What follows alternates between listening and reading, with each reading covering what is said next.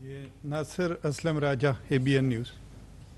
WhatsApp میں WhatsApp ایک سوال تو یہ ہے کہ ایک ایسا ادارہ جس کے آپ کا لڑکپن گزرا ہے وہ 2005 سے بالکل مردہ حالت میں پڑا ہے، جس کو ہم فلیش مین ہوٹل کہتے ہیں، اور پاکستان کا 130 سالہ پرانا، پاکستان سے پہلے وہ بنا.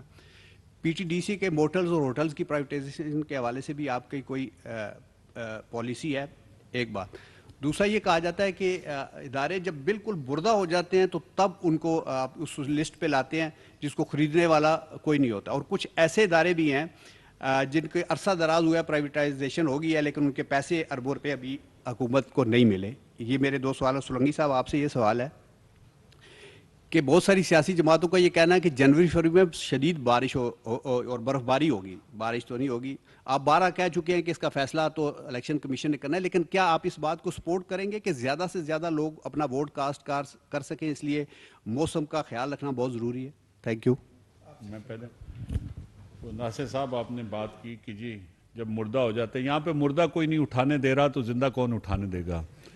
تو مردے کو دفنانے میں اتنی مشکل ہے کہ اس پہ بھی ہر طرف سے اعتراض آتے ہیں. لیکن جو بنیادی آپ کا سوال ہے، ہمارے قانون یہ کہتا ہے کیئر ٹیکر گورنمنٹ کے لیے جو ادارے کو کس وقت ڈالا گیا، آپ ٹھیک کہتے ہیں بنیادی طور پہ، لیکن کوشش غالباً یہی سوچ کے ہوتی رہتی ہے کہ جی کسی طرح ان کو دوبارہ کھڑا کیا جائے.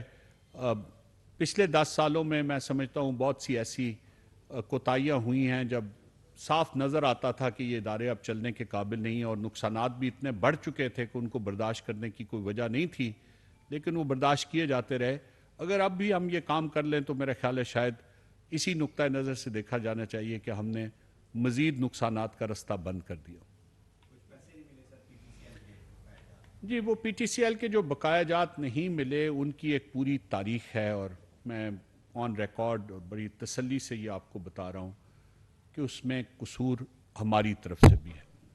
چونکہ یہ معاملہ ابھی بھی ان کے ساتھ نیگوسیشنز میں چل رہا ہے تو بہت زیادہ بات کرنی تو مناسب نہیں ہوگی.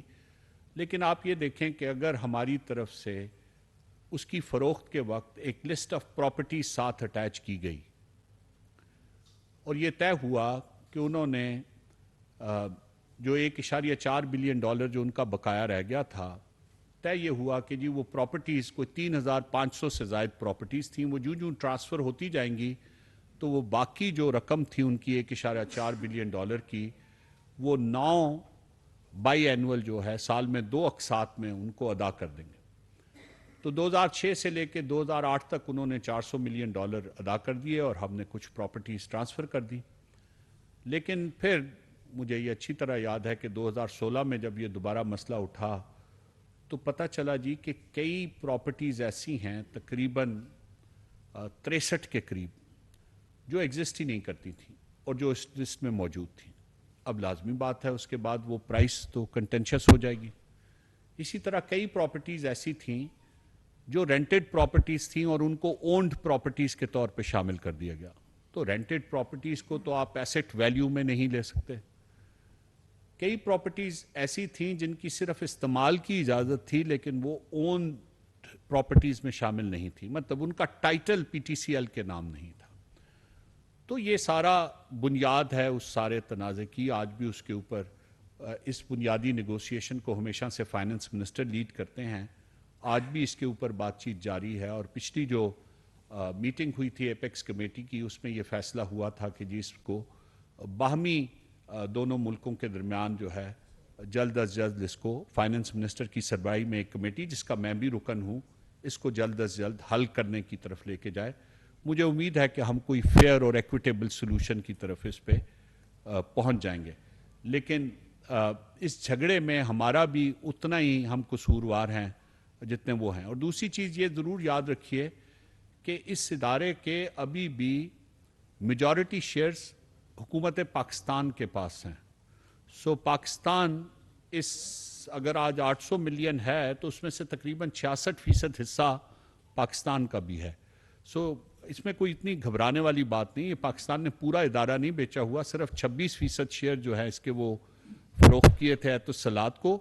کچھ اس کے پرائیویٹ شیئر ہولڈرز ہیں لیکن 60% سے کچھ زیادہ شیئرز آج بھی حکومت پاکستان کے ہیں، اور جو بھی سیٹلمنٹ ہوگی اس میں اگر کوئی اس میں سے کمی ہوتی ہے تو اس کا وہ 60 سے 64% حصہ جو ہے وہ حکومت پاکستان کے پاس ہی آئے گا۔ مرتضی آپ کا جو سوال ہے انتخابات کے حوالے سے، تو میں یہ بتا دوں کہ پاکستان کی انتخابی تاریخ میں شدید ترین سردی اور شدید گرمی میں انتخابات ہوئے ہیں۔ ریاست اگر کوئی کام کرنا چاہے تو اس میں کوئی مسئلہ نہیں ہوتا، مشکلات ہر دفعہ ہوتی ہیں۔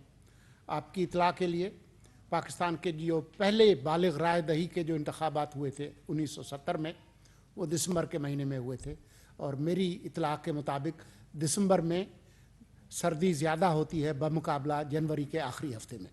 اسی طرح سے جو 2008 کے انتخابات تھے وہ بھی شیڈیول تھے جنوری میں، محترمہ بے نظیر بھٹو صاحبہ کی شہادت کی وجہ سے یہ فروری میں ہوئے تھے۔